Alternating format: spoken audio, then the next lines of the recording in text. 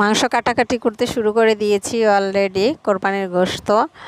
তো দেখো এখানে হচ্ছে আমি অনেকগুলি মাংস কেটে রেখেছি আর অল্প করে একটু গোশত এখানে নিয়ে আমি কেটে নিচ্ছি। কলিজা, গোশত, তারপরে হচ্ছে হাড্ডি, চর্বি সব মিলিয়ে এগুলিকে এখন অনেকক্ষণ ধরে ধরে কাটাকাটি করলাম আর বাদ বাকিগুলি ফ্রিজিং করে রাখা হয়েছে। এই যে দেখো কলিজাটাকে আমি ভালো করে কেটে নিচ্ছি, ভালো করে কলিজাটাকে কেটে নিচ্ছি। দেখো এই যে কাটতে কিন্তু খারাপ না, ভালোই লাগে। আগে আম্মা করতো সব কিছু সুন্দর মজা করে খেতাম, কিন্তু এখন হচ্ছে সব কিছুই করতে হয়, নিজেকে একটু একটু করে করে শিখতে হবে। যদিও ভালো করে কিছু করতে পারি না, বাট তারপরে শিখতে দোষ কি বলো। তো হ্যালো এভরিওয়ান, আসসালামু আলাইকুম। কে কোথা থেকে দেখছো অবশ্যই কমেন্টস করে জানিয়ে দিও, আর সবাইকে জানাচ্ছি ঈদ মোবারক। এই যে দেখো আমি সুন্দর করে অফ ক্যামেরার মধ্যে কেটে ধুয়ে ফ্রেশ করে নিয়েছি, অবশ্যই পানি ঝরিয়ে নিয়েছি গোশগুলিকে। দেখো বড় বড় হাড্ডিও আছে এগুলির মধ্যে, তো সুন্দর করে পানি ঝরিয়ে নিয়েছি। আর কলিজাগুলিকে অবশ্যই গরম পানি দিয়ে হচ্ছে ধুয়ে ফ্রেশ করে তারপরে নিয়েছি, তা না হলে কলিজাগুলি থেকে একটু গন্ধ বের হতে পারে। তো এখানে হচ্ছে রান্নার জন্য প্রিপারেশন নিচ্ছি। আর এখানে দেখো এই যে আমি ধুয়ে সুন্দর রসুন বাটা দিয়ে দিয়েছি, আর এখন দিব আদা বাটা। এটা হচ্ছে ফ্রিজিং করা ছিল আদা বাটা, ডিপ ফ্রিজ থেকে নামানো হয়েছে, তাই একদম ভাঙতে চাচ্ছিল না। এটা আমি সুন্দর করে একটু কেটে নিয়েছি আর তাই দিয়ে দিলাম। তোমাদেরকে অবশ্যই শেখাতে হবে না, কারণ সবাই রান্না করতে পারে। তো দেখো এই যে হচ্ছে একটু রসুন দিয়েছি পেস্ট, তারপর আদা দিয়েছি, দিয়ে দিলাম লাল মরিচের গুঁড়ো, হলুদ গুঁড়ো, ধনে জিরার গুঁড়ো, আর হচ্ছে একটু গরম মশলা। আর কোরবানির গোশত যে যেভাবে করে রান্না করুক না কেন সেটা অসাধারণ হয় খেতে, কারণ কোরবানি বলে কথা। তো এগুলি আমি সবগুলি হাতে মেখে দিয়ে দিব। আর এখানে দিয়ে দিচ্ছি বেশ কিছু পেঁয়াজ কুচিগুলিকে একদম সুন্দর করে মেখে দিয়ে দিব, যা কারণ একসঙ্গে সব কিছু মেখে হাতে বসিয়ে দিলে গোশতটা অনেক টেস্টি হয়। আর হাতে মাখা মাংস তো সবাই পারো। আমার আপুরা ভাইয়ারা অবশ্যই সুন্দর করে রান্না করতে পারে, আর আমিও চেষ্টা করি একটু একটু করে এভাবে করে রান্না করতে। তো এখন এগুলিকে আমি হাতে যখন মাখতেছিলাম তখন হচ্ছে ভীষণ হাত জ্বলতেছিল, কারণ এখানে শুকনো মরিচের গুঁড়ো দিয়েছি, যেটা আমি একদমই ধরতে পারি না, কিন্তু তারপরও রান্না করতে হবে বলে মেখে নিচ্ছি।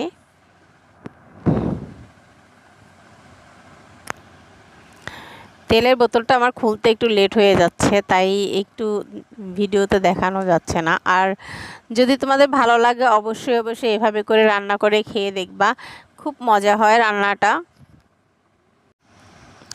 এখানে হচ্ছে অনেকগুলি দারচিনি, এলাচ, লং, তেজপাতা, কালো গোলমরিচ, সাদা গোলমরিচ, তারপরে ছিল তোমার লং, সব কিছু মিলে আমি দিয়ে দিলাম। আর দিয়ে দিলাম বেশ খানিকটা সয়াবিন তেল, আমি রান্নার তেল, যেটা না দিলেই নয়। আর রান্নার তেলটা অবশ্যই মেপে দিতে হবে না, যতটুকু পারে। তার মধ্যে হচ্ছে গরুর গোশা অনেকগুলি চর্বি ছিল, তেল ছিল, তো আমি এগুলি হালকা করে দিয়ে দিয়েছি। আর এই যে দেখো স্বাদ অনুযায়ী লবণ দিয়ে তারপরে হাতে মেখে নিচ্ছি। অনেকক্ষণ ধরে মেখে নিলাম, কারণ ম্যারিনেট করে রাখা গোশতটা কিন্তু অনেক টেস্টি হয়। আর দেখো কালারটা কি জোস, যখন দিয়েছিলাম রান্না করছিলাম তখন দারুণ ফ্লেভার আসছিল।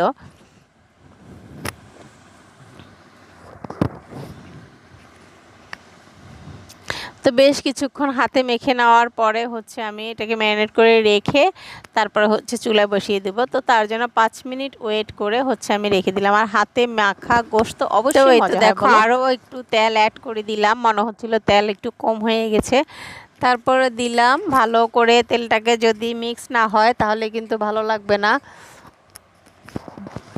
আর বিশেষ করে আবার একটু মেখে দিচ্ছি যেন সব মশলাগুলি গোশের মধ্যে ঢুকে যায়, সেজন্য। তো দেখো কেমন লাগছে অবশ্যই কমেন্টস করে জানিও। আমার তো ভীষণ হাত জ্বলতেছিল, কখন এখান থেকে উঠে যাব সেই চিন্তা ভাবনা করছিলাম, তারপরেও ভেবে দেখলাম যে না, একটু সুন্দর করে মেখে দেই। তো এই যে দেখো এবার লুকটা কিন্তু দেখতে দারুণ হয়েছে। তো একটু করে রেখে হাতটাকে ধুয়ে দিলাম, হালকা করে একটু পানি দিয়ে দিব। আর এখন না, একটু পরে দিয়ে দিচ্ছি। আর এখন হচ্ছে আমি চুলোয় নিয়ে চলে যাব আর চুলার উপরে বসিয়ে দিব সুন্দর করে। তো এখানের মধ্যে কষানো হয়েছিল, কিন্তু কষানো গোশটাকে দেখান। তো এই তো দেখো অফ ক্যামেরার মধ্যে আমি আসলে কষিয়ে নিয়েছিলাম, আর ওই ফুটেজটা কোথায় চলে গিয়েছে আমি দেখতেও পাইনি। তো এরই মধ্যে হচ্ছে আমার ওখানে রান্নাটা ডান হয়ে গিয়েছে, এই জন্য আমি আর দেখালাম না। তো একেবারে খাবার যখন খাওয়া দাওয়া করব তখনই তোমাদেরকে দেখাবো। আর এখানে হচ্ছে একটু পোলাও করে নিব, তো তার জন্য আমি পেঁয়াজটাকে ভালো করে একটু ভেজে বেরেস্তা করে নিয়েছি। আর এরই মধ্যে দিয়ে দিয়েছি হচ্ছে এলাচ, দারচিনি আর হচ্ছে তেজপাতা। তো অবশ্যই সবাই খুব সুন্দর করে পোলাও রান্না করতে পারে আমি জানি, বাট তারপরও হচ্ছে আমি যতটুকু পারি বা যেভাবে আমি পোলাওটা করি সেভাবে দেখানোর চেষ্টা করেছি। এখানে হচ্ছে ওগুলি সবগুলি ভেজে, মশলাগুলিকে ভেজে আমি হচ্ছে পানি দিয়ে দিয়েছি। আর পানিটাকে অবশ্যই ফুটিয়ে নিব, বেশ ভালো করে ফুটিয়ে নিব। তার মধ্যে হচ্ছে আমি পোলাওর চালটাকে ধুয়ে রেখেছিলাম পানি ঝরিয়ে, আর পোলাওর চালটা এখানের মধ্যে দিয়ে দিচ্ছি। এবার দেখো পোলাওর চালটাকে ধুয়ে যদি একটু রাখা হয় তাহলে কিন্তু পোলাওটা খুব সুন্দর ঝরঝরে হয় আর ফ্রেশ হয়। তো যদি এতক্ষণে তোমাদের আমার চ্যানেলটি ভালো লেগে থাকে, ভিডিওটি ভালো লেগে থাকে, তো অবশ্যই একটি লাইক কমেন্ট দিয়ে দিবা আর শেয়ার করে দিবা। আর যদি একান্তই ভালো লেগে থাকে তো বন্ধু হয়ে অবশ্যই সাবস্ক্রাইব করে পাশে থেকে যাবা। দেখো এই যে এখানে পোলাওটা কিন্তু অনেক সুন্দর হয়ে উঠেছে, তার একটু আমি রেখে দিলে হচ্ছে ঝরঝরে হয়ে যাবে। তো এখন আমি ঢেকে একটু দমে রেখে দিব।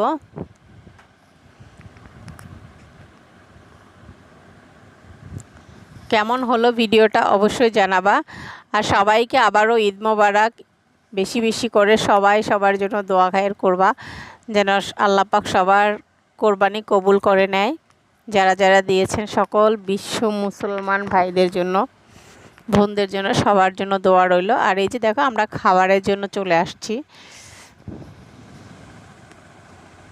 খেয়ে নিচ্ছি। দেখো পোলাও, গরুর গোশত, তারপরে হচ্ছে সালাদ। এই যে দেখো কেমন হলো। তো আমি একটু ঘুরিয়ে ঘুরিয়ে তোমাদেরকে দেখানোর চেষ্টা করতেছি। ভীষণ ক্ষুধা পেয়ে গেছে, তো এখন হচ্ছে খেয়ে নিব। বিশেষ করে তোমরা যারা খেতে পছন্দ করো পোলাও, গরুর গোশত, তো চলে আসো খাওয়ার জন্য। তারপর হচ্ছে খাওয়া দাওয়া শেষ করে হচ্ছে রেস্ট নিয়ে নিলাম। আর অবশ্যই একটা ডেজার্ট না হলে তো হয় না, তো বললাম যে আইসক্রিম কেন নয়, তাই চকলেট আইসক্রিম ফ্রিজ থেকে নামিয়ে নিয়েছি, এনে ফ্রিজে রাখা হয়েছিল।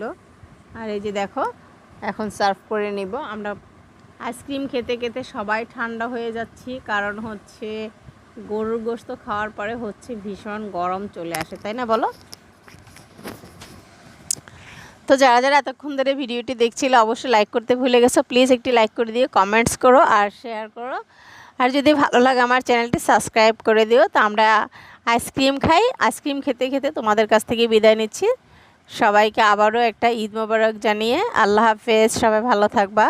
আসসালামু আলাইকুম।